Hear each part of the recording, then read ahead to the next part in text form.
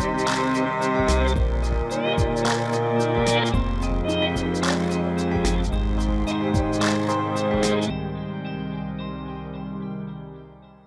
and welcome to episode 27 of the Page One podcast. I'm Marco. I'm Tarek. And as you'll hear, maybe, we are not in the same room.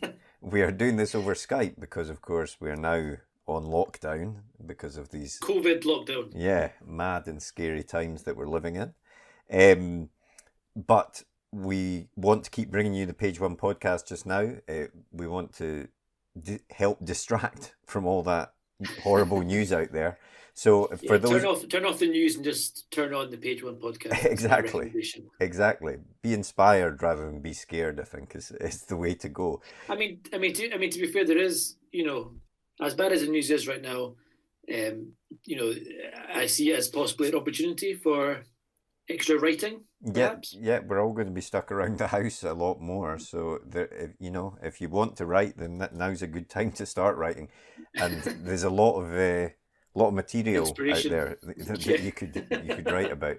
But if you're just joining us for the first time, I should say that the Page One podcast is a podcast where we speak to writers of all kinds, authors, screenwriters, comic writers, video game writers, about their writing process, about their history, about their work, and just try and get as many hints and tips as possible.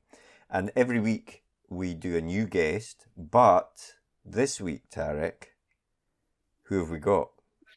We have return of the Mike. Yes. Mr. Carey. Mr. Carey himself is returned. Yeah, Mike Carey, or M R Carey as his author name is, was first on the podcast way back in episode 6, I think it was. Before we knew what a huge hit the show would be. Yes, indeed. We were so innocent back then. all the way back 8 months ago. But yeah, how times have changed.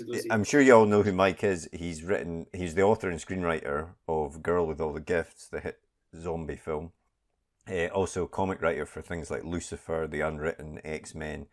And the reason that we wanted to speak to him again is that he's got a new book coming out very soon on the 14th of April. And It's called The Book of Koli, Koli. And it's book 1 of what he's calling the Rampart trilogy. And it's another sort of post-apocalyptic story, but very post. I think it's set hundreds of years past the sort of fall of civilization.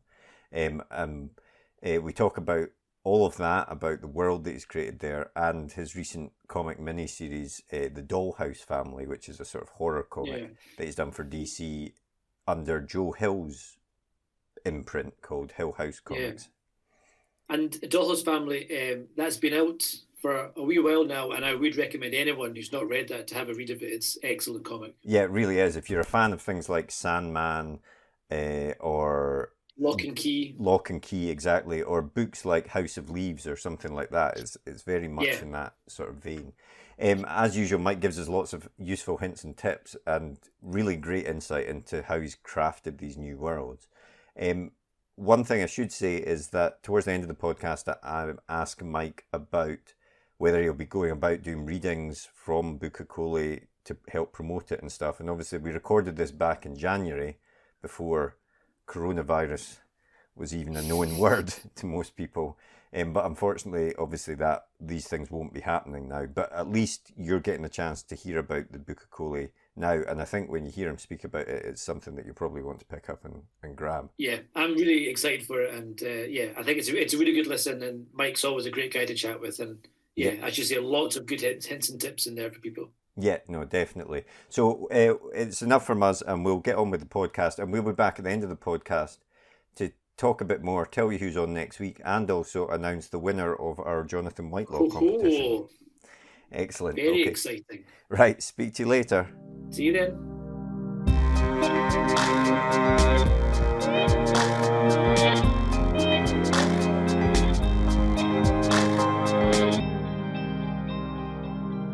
Obviously, you've got the Book of Koli coming out in April. Is it coming out?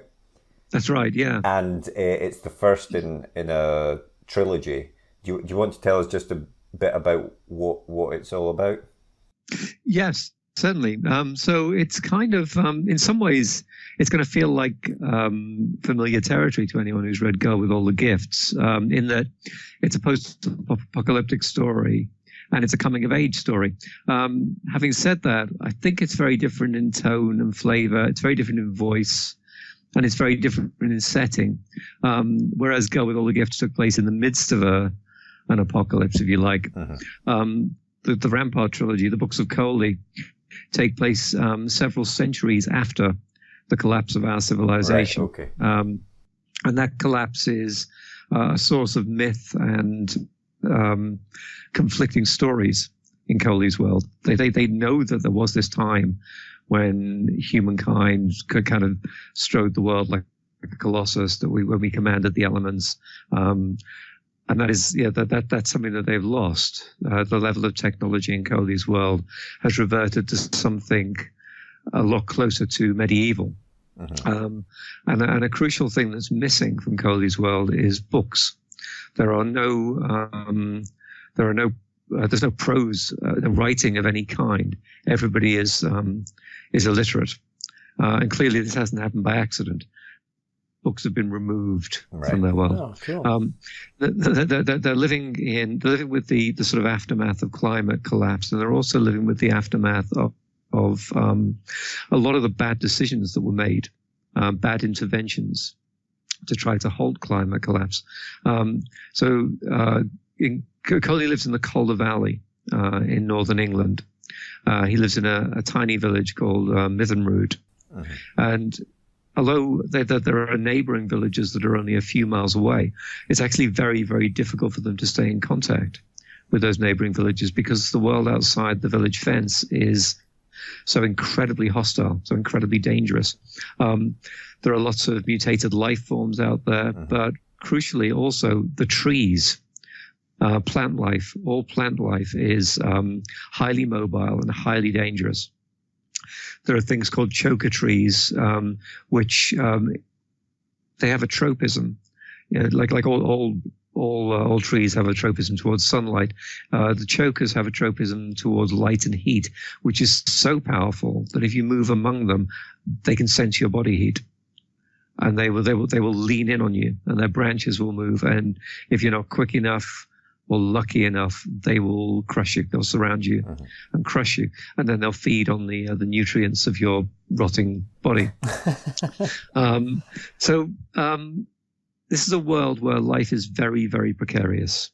And in Koli's village, they rely on a very, very few pieces of legacy technology that have survived from our time or from just after our time. There are 3 very potent weapons: a flamethrower, a kind of smart gun that fires bolts which will pursue a chosen target until they hit it, and a force field generator called the cutter, which generates a very, very fine, like monomolecular force field, so you can cut through almost anything with it. They have those 3 things, and they have an ancient database. And the people who can wield this technology are called the Ramparts, and they are the elite of the village. They're the ruling caste in the village. When you reach the age of 15, you get to try out by picking up a piece of tech, either one of those 4 or one of the few hundred non-working pieces of tech that the village also owns. You pick it up and you speak to it, and if it responds to you and obeys you, then you become a Rampart too. And you go to live in Rampart Hold, and your life takes a completely different path. You become a member of this incredibly powerful, respected, even revered elite. But funny thing, the only people who ever pass that test are members of one family, the Vanastin family. From generation to generation, they're the ones that the tech recognizes, responds to, and obeys. So when Koli takes his test, all of his hopes and dreams, because he's built up this kind of fantasy where he's going to be a Rampart, all those hopes are dashed. He fails, and it's kind of inevitable that he will fail. And on the back of that failure, he makes a fateful decision. which is going to haunt him and is going to determine the course of his future life. He decides to steal some tech from the underhold, from the kind of subterranean, the basements of Rampart Hold, the fortress where the Ramparts live. And the thing that he steals is a media player. He doesn't know that's what it is. He just grabs something at random. It's a media player, and there is an AI inside it. And the AI is the personality of a dead Japanese pop star named Monono Aware. And that's kind of like, that's the triggering incident for Koli's, the start of Koli's journey from this tiny self-enclosed world, which is all he knows, into a kind of odyssey, really, which will lead to him discovering much more about how the world works, how it got the way it is, and how it might be possible to change it. Cool. It sounds absolutely fantastic. Yeah, and also it sounds very, there's a lot of world there that you've built, and the whole society and the trees and everything. I mean, what was the first thing that inspired you to tell this story? The answer to that question is going to sound really weird. So as with Girl with All the Gifts, this series of books started as a short story. I was invited to submit a story for an anthology that PS Publishing were putting together called Weird Winter Tales. And the stipulation was just it had to have a winter setting. And I wrote a story called All That's Red Earth. And it's got nothing in common with the Koli stories at all, except the voice. So it's not science fiction. It's dark fantasy. It has a magic system in. It has a character named Tari, a protagonist named Tari, who is kind of similar in the way that he speaks, she speaks, to the way Koli speaks. It was the voice that I took out of that story, and I thought I really like writing in this from this perspective, from this point of view, with this voice, and I kept on playing with it. But there's a crucial reveal at the end of the short story, which is to do with Tari's gender. And I couldn't find a way to play that reveal into a novel, still less a trilogy of novels, that would allow it to have the force and importance that it needs to have in order to land. So I kind of took it off in a different direction. And at a certain point, the magic disappeared and became technology. But I needed the technology to have the force of magic, to be largely mysterious and unknown to the people who use it. And so I built up this idea of this sort of way many generations post-apocalyptic setting. I'm a huge admirer of Jasper Ford's novel Shades of Grey, in which the apocalypse is almost forgotten. They just refer to it as the something that happened. And there's something of that in Koli's world. You know, they tell stories about the world that was and how it ended, stories about the unfinished war. And there are still munitions, there are weapons, some of them sentient weapons from that war that Koli gets to meet in the course of the story. So the story shifted, the protagonist changed completely, the world changed completely, the genre changed completely, and yet that short story was still the kind of the trigger for all of this. Nice. And it's interesting because so many books like Station 11 or The Girl with All the Gifts even, I suppose, deal with the apocalypse as it's happening or close to it. But this one seems to be set quite far away. And from what I was reading, there's a lot of things to do with drone strikes and climate change are partly responsible. Is that right for it? And is that something that's important for you? Quite a big issue? Yeah, I think the ecological themes are huge in this. I mean, they were kind of implicit in Girl with All the Gifts and Boy on the Bridge, I think, but they're much more front and center here. There is a kind of ongoing exploration of what our relationship with the world is, what it has been, and what it perhaps should be. And all of that sort of eventually sort of comes bears fruit in the third book. And is trying to think of the best way to say this, is writing a way for you to put down your views on topics? Is that quite an important thing to be able for an author to do, you think? I wouldn't want to sort of pontificate on that. I think I always start with the story. I just love telling stories, but I think inevitably your attitude, your views, and the way you see the world, it always comes out. No matter what story you're telling. It's kind of because it's saturated into the way you think and the way you frame stories. Yeah. So there's no intention to preach really, but you push on the things that are pushing on you, the things that are in your mind, that are looming in your thoughts. And at the moment, it's hard not to. Yeah. It's hard to get out of an apocalyptic frame of mind, especially now, I think. Yeah. And when you were building this story up, then you started with a short story, but then obviously it became eventually what you've described to us. Was it a case of sort of finding Koli and then thinking about the story that they would lead, and then layering on top of that, or did you build the world first and then put Koli into it, if you see what I mean?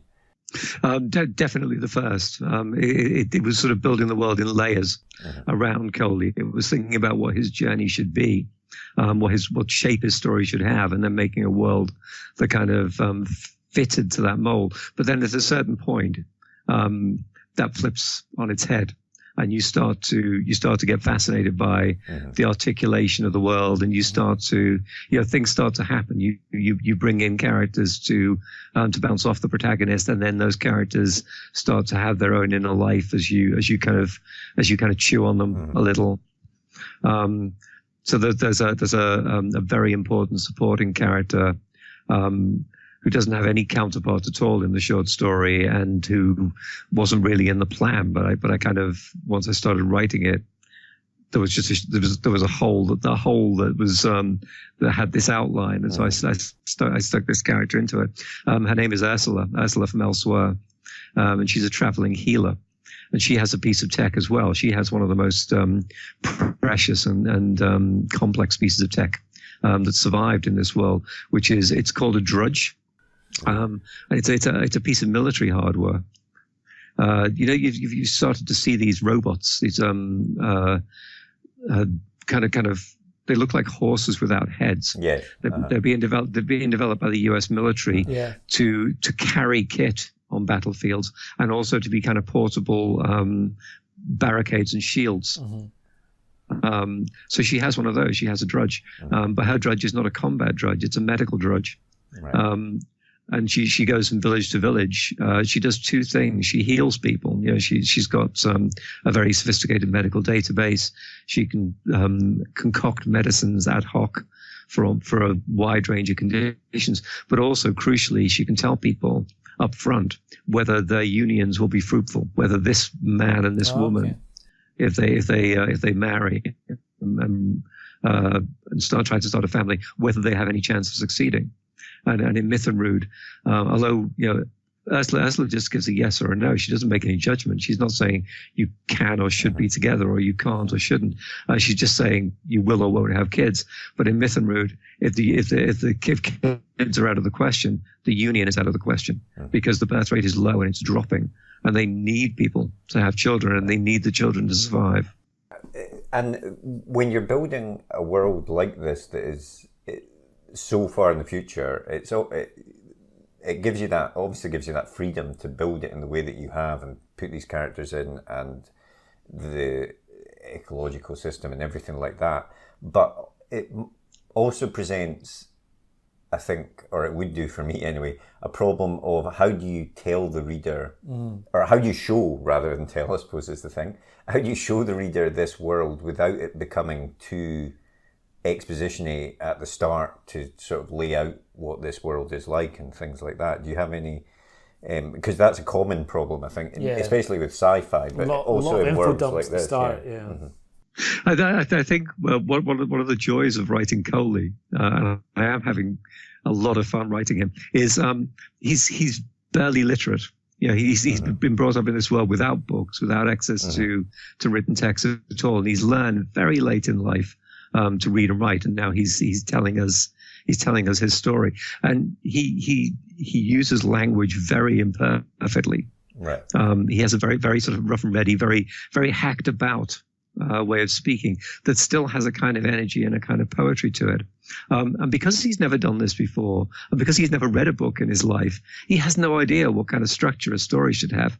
So he starts telling you one thing, and then he says, shit, I should have told you this first. But then you won't understand that unless I tell you this. And he sort of lurches from topic to topic, and he throws in scenes, memories, incidents out of sequence as they kind of hit his attention, and the world comes together out of those bits and pieces, like a jigsaw.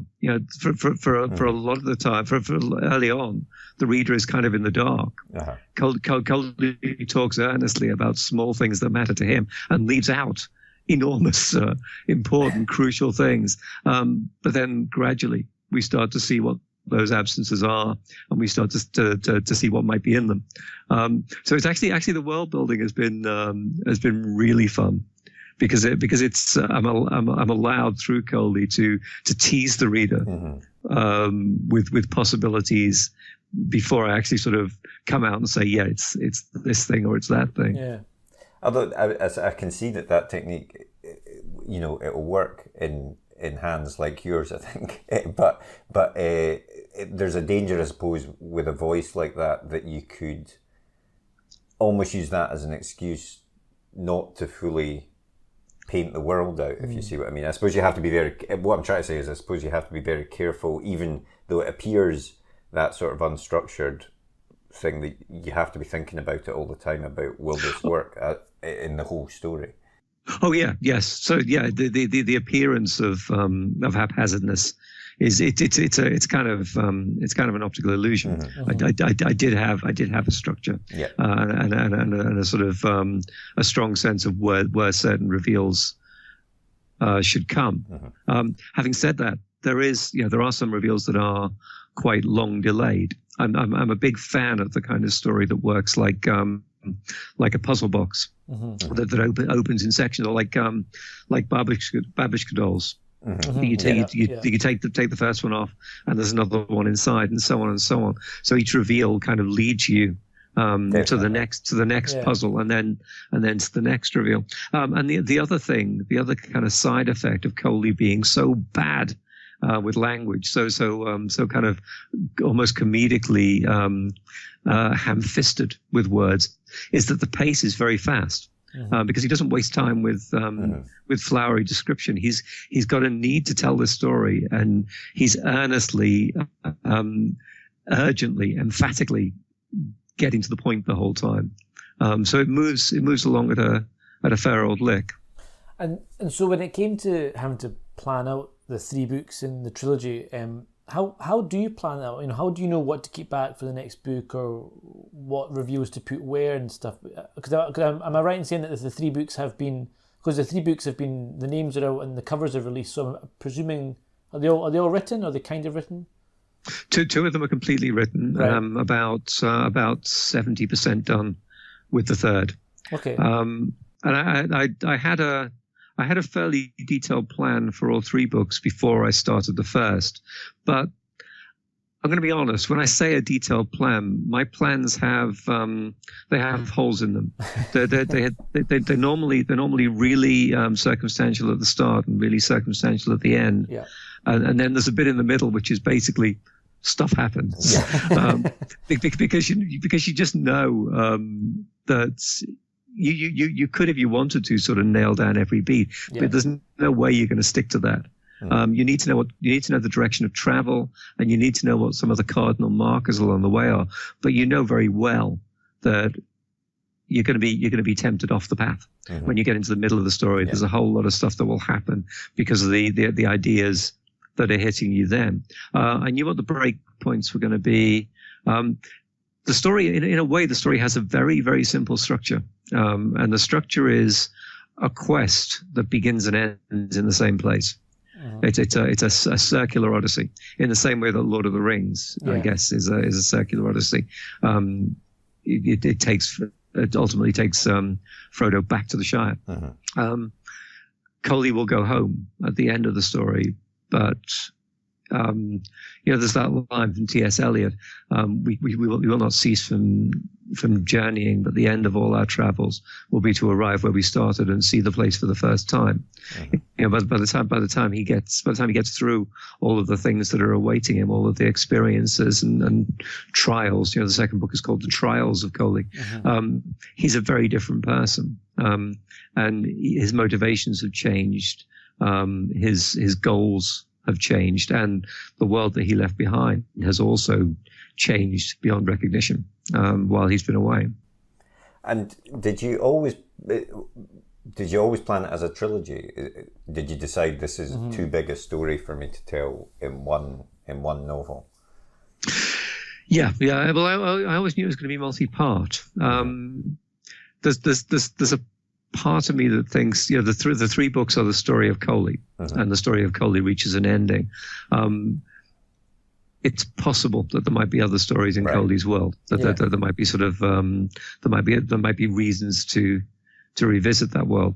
But a trilogy makes sense. It's going to be, I think, across the three books, it's about 450, 500,000 words, something like that, which feels like the right canvas, right size canvas for the story. Trying to do it in one would have meant kind of missing out or compressing some very, very important stuff. And as an author, how do you pitch something like that to your agent or your editor when you say, I've got 3 books? Is that a harder sell than saying 1 and we'll see what happens after that? I didn't do the pitching process the way I normally do it. Okay. No, normally I do a sort of fairly detailed pitch document with an overview of the story, notes on key characters, and so on. Sometime in the middle of 2017, might have been early 2017, I did an event in Oxford, at the Blackwells in Oxford. No, but the Waterstones in Oxford, sorry. With Claire North, Cat Webb. And we were talking about pitching, and she was kind of mildly boggled at the fact that I do that sort of that very, very detailed initial pitch. And she said, sometimes the best thing to do is just like write the book and and hand it in. And I thought, yeah, that's the sound of that actually. So I wrote about 30,000 words of the first book, and I gave that in to Anna, my editor, and said, it's that, that's kind of like the essence of it there. If you don't like the voice and you don't like the character, then I've got nothing, because it's all wrapped up in that. That's the core of it. Yeah. And she did like it. And actually her first question was, is this one book or a series? And I said, it's a series. So it went fine. But yeah, so in a way I let the book speak for itself, because it depends so much on Koli and on the way Koli tells his story that a synopsis would not have had the same force, I don't think. Although in due course I did give Little Brown a synopsis, but I kind of needed to lead with what I thought was my best selling point, which was Koli himself. I mean, it sounds. I'm really excited to get my hands on it now, especially after speaking to you. And you say that, as you said, that there is a possibility of revisiting this universe after the 3 books of Koli. I mean, it sounds like it could be ripe for other interpretations of this. I know we're maybe jumping the gun, obviously, but when's the Netflix deal coming out? Yeah, exactly. Yeah, that's really what I'm asking. It would be lovely. Yeah, we've had a couple of conversations. We haven't placed the rights, but I think it would be really cool to do it as a TV series. I could definitely see it in that format. A fairly expensive TV series, having said that. Well, The Witcher's probably very expensive. Yeah, that's been one of the biggest hits on Netflix ever, apparently. Yeah, it's doing really well, isn't it? Yeah. Well, so what date is that out exactly, just so that people know? Good question. I don't know. It's April. Okay, well, we'll look into that, and we'll say that at the start of the podcast, whatever date. It's April for the first one. I think September for the second, and February of next year for the third. So they're going to be bam. They're going to be out in very rapid succession. Excellent. Is it quite important for books to come out, less than a year apart when it's a trilogy like that? So folk, it's still fresh in their minds when they read the second. George R. R. Martin. Yeah. Well, it's kind of. I think it just allows the reader to sort of to surf the wave, to sort of stay in the story space, which I think is a cool thing. I hate waiting for prolonged periods for sequels. I mean, I've been waiting for a sequel to Shades of Grey for like 4 or 5 years now, longer than that. And you forget completely what every minor character was doing in the last one and stuff. Yeah, so you're going to have to reread the original then before you get to the sequel. We're sort of poised at the start of season 3 of The Expanse, but we've forgotten enough that we probably need to go back. Yeah, we just finished watching season 4, and at the very start it had a kind of previously on bit. And watching that, and for the whole 2 minutes I was like, I don't remember any of this happening at all last time. I know it is that especially a dense story like that. Yeah, so much happens. To try and remember everything, it's difficult.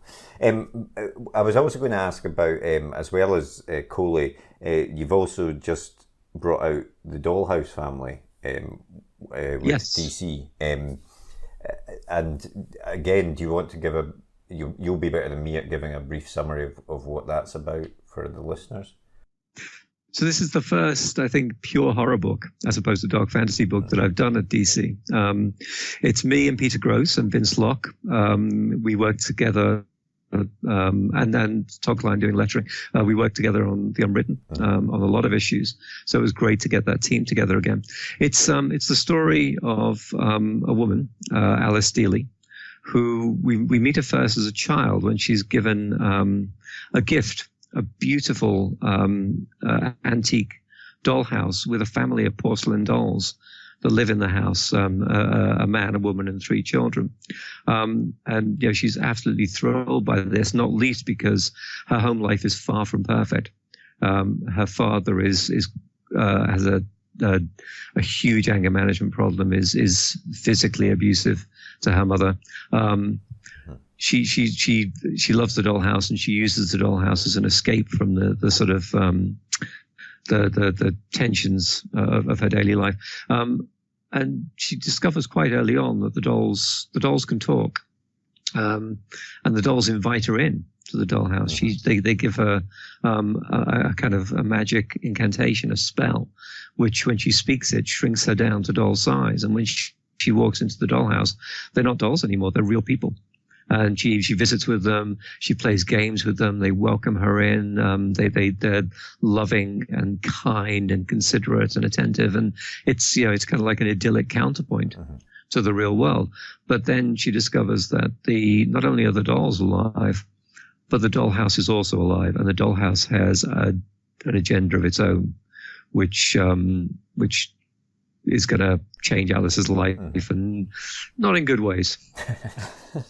So we follow her from her own childhood through to her adult life when she has a daughter of her own, and also we go back into the past and we discover the ways in which the dollhouse has been connected to Alice's family for at least a couple of centuries.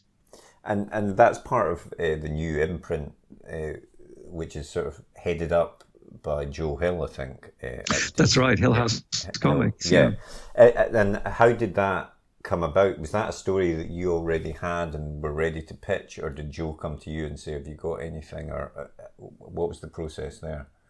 So I bumped into Joe at a signing of Forbidden Planet for an anthology that we were both in. I think it might have been a book called Phantoms. Right. It was an anthology edited by Paul Kane and Maria O'Regan. And he'd been approached by DC and invited to curate a line of books. And he was telling me about this, and he asked me if I would be interested in pitching. And my response was, hell yes. So I put the story together specifically for the Hill House line. And I guess that you can see how both Haunting of Hill House, which was on Netflix at the time, and Joe's Lock and Key are both kind of in the DNA of Dollhouse Family. Absolutely, yeah. They were at the back of my head when I was putting the story together. I mean, it is its own thing, but it's indebted to both of those wonderful horror narratives. And it also reminded me of, the idea of the house being alive. This sort of House of Leaves, the book, and Shining Girls as well. You know, I always think it's a uniquely creepy sort of aspect to a horror story, I think. Yeah, I love creepy geography, and I love dolls. I love creepy dolls. I think a dollhouse is a perfect horror prop in every respect. Daniel Levsky's The House of Leaves probably was in the back of my head as well, because there's a point where the house is talking to a minor character in issue 4 or 5, and it says, the Christ said, "My Father's house has many mansions, and so do I. There's more space inside me than you could ever see in 100 lifetimes." And one of the most terrifying moments in House of Leaves, which is also one of the perfect horror moments that I go back to again and again, is the moment when the husband is measuring a room. He measures the same wall inside and outside, and the measurements don't match. They're a quarter of an inch apart, and he can't reconcile the two measurements. And it's absolutely terrifying. It's trivial and terrifying. It's so odd how it's something as simple as a measurement being wrong on one side of a wall, but it really is effectively creepy. Yeah. It is funny, the bits of horror. I mean, I have to say I'm a bit of a wimp, so I don't watch a lot of horror films, but the horror films that I have watched, it's little things like that. I remember the Blair Witch Project when they're walking through the woods, and then they suddenly realise they've just gone back to the same spot, even though they've been walking all day or something like that. Right. It's those little tricks like that that creep you out much more almost than something jumping out or something. Yeah, exactly. Yeah, it's why horror works brilliantly in both comics and movies, I think, because a visual detail can just kind of reverberate and carry a whole chunk of narrative. I think in a beautiful way. And is horror? I kind of wonder if we're having a bit of a renaissance with horror stuff at the moment, because there's obviously Hill House is launching at DC, and there's stuff like A Quiet Place and The Haunting of Hill House and Lock and Key, as you mentioned before. Is this a kind of a bit of a golden age for horror stuff? Yeah, it does seem so. Yeah, we have so many. Yeah, we're blessed with so many great horror auteurs at the moment. Joe Hill himself, obviously, and Stephen King. Yeah. Ari Aster, who did Midsummer. I thought Midsummer was amazing. Yeah, absolutely. Yeah. Mike Flanagan. There is so many amazing horror works coming out, and I think we're becoming more receptive to horror texts from outside the Anglophone world. Obviously, Far Eastern horror is huge, has been a huge success. How South American horror, I think, South and Central American horror, I think, is a rising force.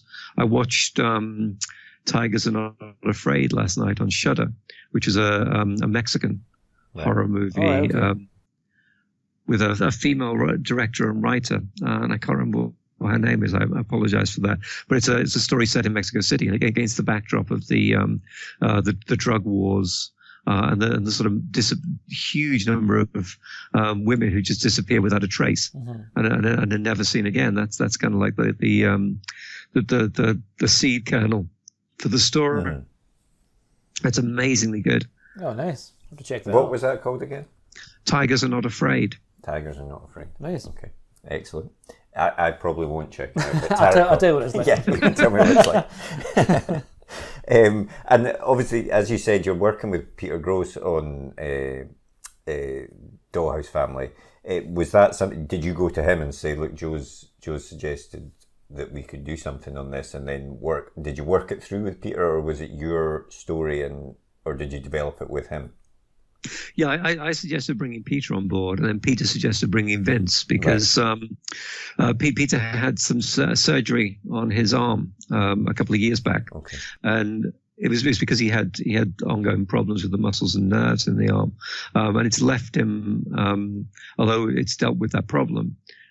His arm is a lot weaker than it was, and he works more slowly. He works entirely digitally. On a Cintiq rig, which gives him a lot of control. But the price he pays for that control is that very often he'll be setting up layers for each line and then collapsing the layers quite late on in the process. So it takes him longer to put a page together than it used to. So he suggested that he would do page roughs, from which Vince would do pencils and then finishes. And that's worked out really well. It's a style that's recognizably Peter, definitely, but differently inflected, and I think it fits the story really effectively. And I know it's a limited series, so does that essentially mean that you're locked into X number of issues and you have to hit the story beats at the right moments to fit that entire structure, or is there some leeway on how many issues? No, it's absolutely rigid. Yeah, 6 issues. 6 issues was the brief, and that's what we delivered. Having said that, that's a fairly generous canvas. I've done. That's an earlier stage in my career. I've done a fair amount of work for 2000 AD, where you have a five page episode, and that's a struggle. It's a struggle to deliver a coherent and pleasingly paced narrative in that very, very compressed space. But I think the 22 page American format, it's absolutely fine. As long as you go in with a sense of where your closing beats are going to be for each issue, you're going to be fine with that. Okay, excellent. And does Joe? He's curating all this line, but does he have any input? Do you show it to him first, or what is his role in it apart from it being released under the Hill House banner? He's been creative consultant on all of the stories, right? Okay, and he's been really, really active in that role, and it's been great sort of brainstorming with him to shape the story. And he was offering ideas, but he was not doctrinaire. He was saying you could do this. Here's a possibility. Both at the early sort of overview stage, and then as each of the scripts came in, sometimes he'd say, there's a cool visual beat that you could maybe have here. In issue 2, we have a double page spread, which is a cutaway diagram of the dollhouse, and that was Joe's idea. He said, "You have to do this. You have to let us see the interior. Just like in those old 60s TV21 kind of things where you'd see Tracy Island or whatever. It feels like you need to do that, and it was a great call. I think. Yeah, nice." And so is Hill House, is that essentially taken over from Vertigo, or is that what it's meant to do? Yes and no. I think the Vertigo influence is there to be seen, and it was one of the reasons why I was excited to be a part of it. The other reason being working with Joe himself. But I think going forward, I think you're going to see a lot more of this kind of thing, because it's they've done it with Young Animals, where Gerard Way was curating the books and writing some himself. Now they've done it with Hill House. I think it's a formula that's very powerful, and I think rather than there being Hill House as the successor to Vertigo, I think you're going to see Hill House, and you're going to see things that are like Hill House, where they bring in a creator who's responsible for an entire kind of iteration, an entire family or stable of books. And I believe the idea is, I could be wrong about this, so don't quote me on it, but I think the idea is to have a second and a third and a fourth wave, to keep on. To keep on sort of working within that space and providing different horror narratives that work under that umbrella. I suppose kind of like the American Horror Story, almost that kind of like anthology of stuff. Yeah, that's a really good analogy, I think, and it's an exciting space to work in. I think it's a very powerful formula. It's a great idea actually for and also encouraging really that it's one of the big two, obviously, who are normally, they're overwhelmingly known for superheroes, obviously, but to be opening out their horizons really to telling these different types of story. I was desperately sad when I heard the news that they were wrapping up, mothballing the Vertigo imprint. Yeah. But it feels like, as you said, the spirit is still there. It's just being presented in a different way. Nice. So what's next then? I think last time you spoke, you said you're working on a couple of screenplays. Is that something that's still ongoing? I'm still working on the same screenplays. You need a kind of Zen mentality really to do screenwriting. So yeah, I'm still working with Colin McCarthy and Cami Gatsam, who are the director and lead producer on Girl with All the Gifts. Yeah. We have a couple of projects in the work, one of which is in a very exciting stage now. We're starting to talk about casting. Oh, nice. I can't sort of announce what it is, but that's still ongoing, and a couple of other bits and pieces that relate to my own back catalogue that I'm sort of working on. But the big bulk of what I'm doing at the moment is the prose writing. Mm-hmm.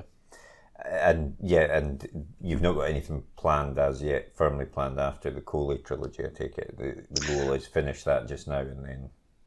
I've got an idea for a freestanding novel, which again would be horror, rather than fantasy or sci-fi, which I could knock off very fast because I've got it like almost complete in my head. Cool. So I might do that next, and then depending on how the Koli books are received, I might sneak into Koli's world through the back door and do some more stuff there. Brilliant. And would that be your first full horror novel that you've written that's not had a kind of fantasy slant to it? Yeah, probably would. I think. I mean, is someone like me full horror? Maybe not. Yeah, it probably is the first. Nice. Oh, I look forward to that then. Absolutely. And are you going, just in case listeners are interested? I know a lot when a book like Koli launches. Are you going around speaking? Doing readings and things like that? I'm certainly hoping to. Yeah, I've dropped some heavy hints at all, but because I love doing readings. I think it's just fun. It's fun to do a reading in a Q&A. Yeah. In a bookshop environment. Yeah. So I've given them a nudge. I'm definitely doing both the Chimera convention and Edinburgh Book Fest. Oh, excellent. This year. Well, we'll try and come along. A couple of a couple of other conventions, but I'd like to do some readings as well. Nice. I think we actually saw you probably not last year, but the year before. Maybe you were here with Joe. With Joe Hill, actually. Yeah, you were here. Yeah. I think it was with Boy in the Bridge. That's right. And it was, as you say, it's an excellent setting, and it was really fun. So anyone out there listening, definitely go along and check it out.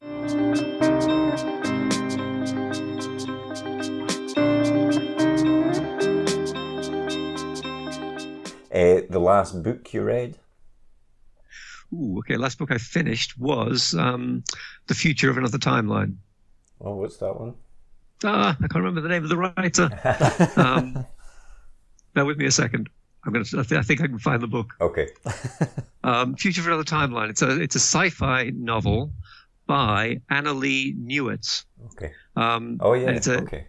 As the title suggests, it's a time travel narrative, but it's an ingeniously different time travel narrative in which there are exactly 5 time machines on Earth, and there have always been 5 time machines on Earth ever since the Paleolithic period.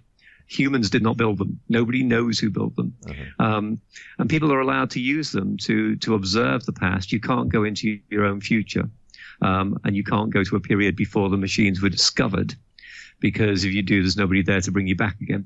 And the main character is a woman who suspects that a group of extreme right-wing misogynists are trying to edit the timeline so that women's reproductive rights were never a thing. Oh. So abortion was never legal, and women never got the vote either.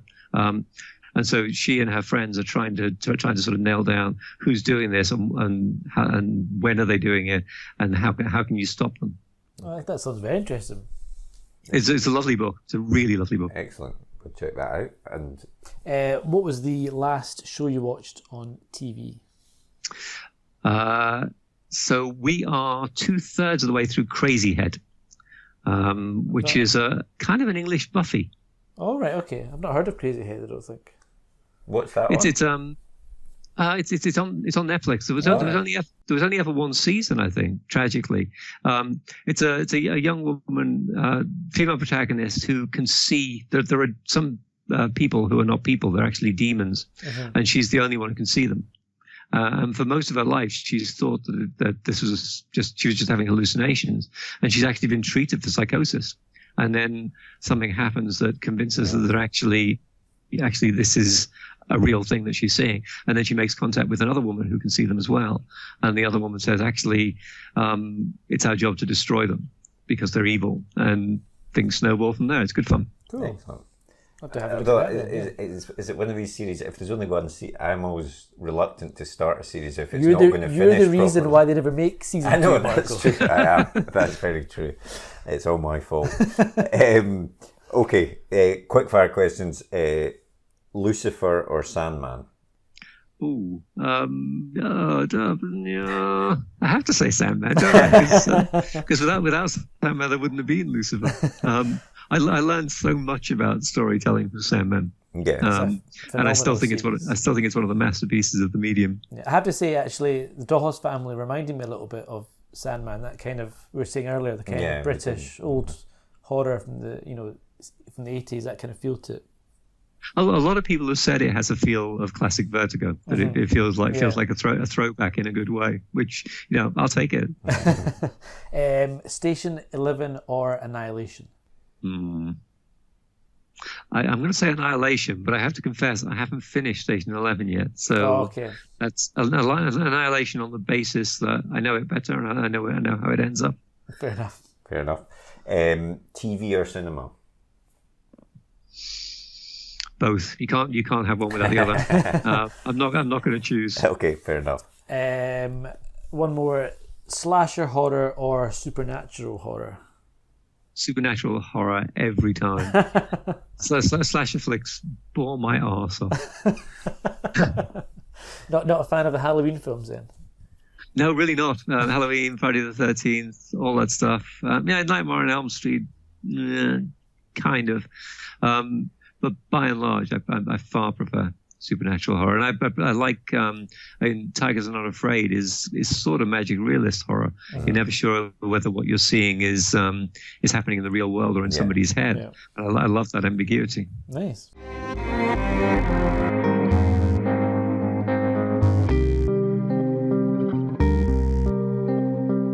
Well, that was, as always, another excellent chat with Mike. Yeah, I really enjoyed that chat with Mike.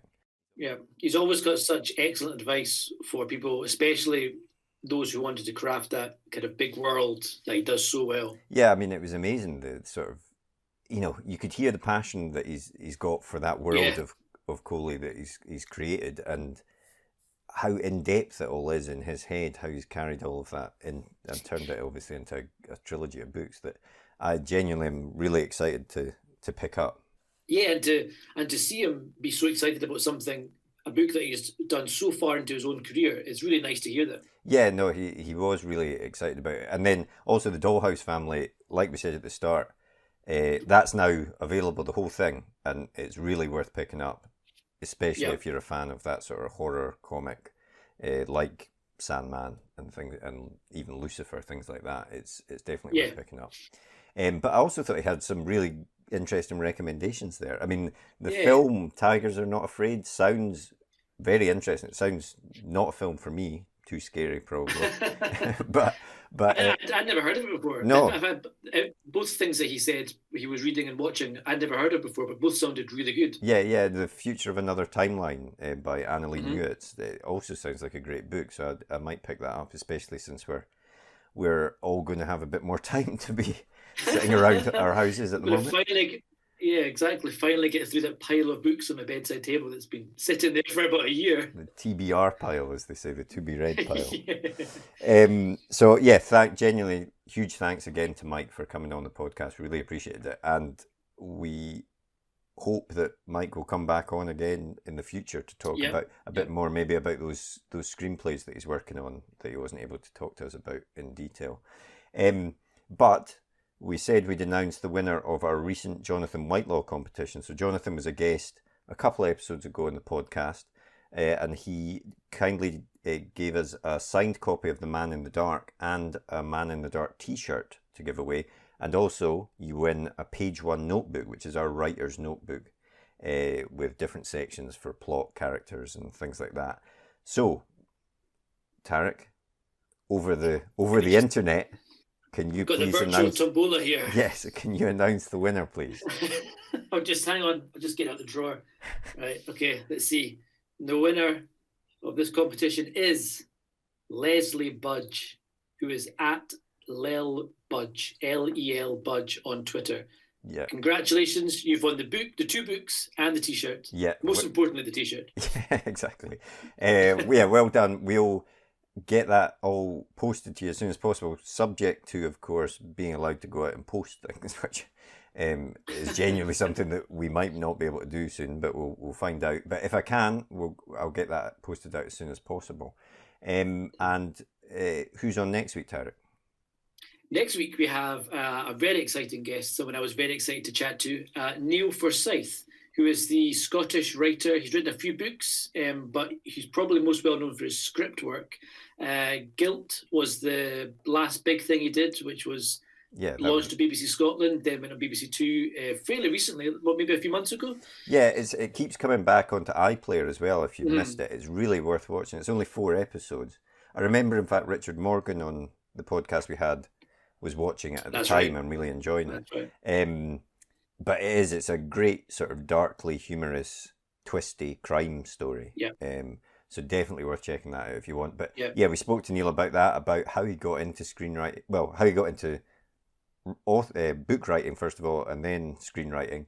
And he had lots of useful hints and tips as well. Yeah, it's a very fun episode. He's a very funny guy. You can see how the humour comes from. Yeah, definitely. So yeah, hope you tune in for that one. And if you did enjoy this podcast, I'll do my usual plea to please rate and review us on Apple Podcasts. It really helps us climb up the charts.